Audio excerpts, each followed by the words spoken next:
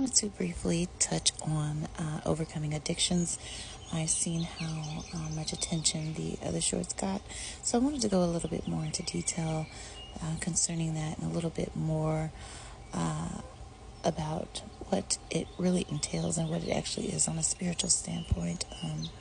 So a lot of people who are more independent don't really understand the characteristics or the qualities of a person who has an addictive personality.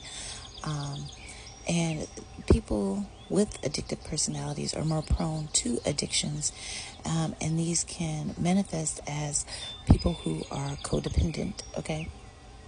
And that's not to say people who are codependent have character flaws. It just means that there's probably some type of trauma that needs to be healed so that they are no longer prone to codependent tendencies, and then they can overcome those addictive qualities of their personality.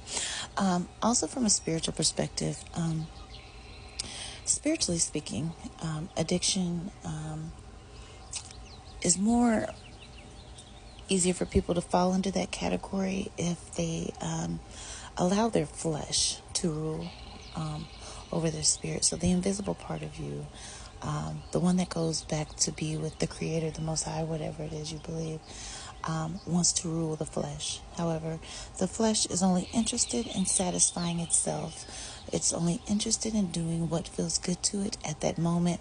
It's only a pleasure-seeking thing. That's it.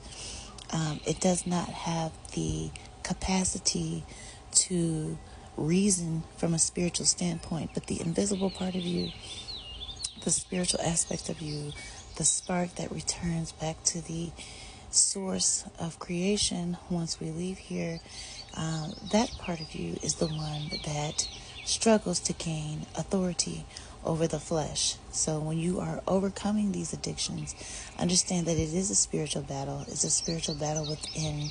And this is why I made the post about calling the archangels, because the archangels, which also reside within you, but also are closest to the Most High, do have authority to cut chains, break chains, and help you heal.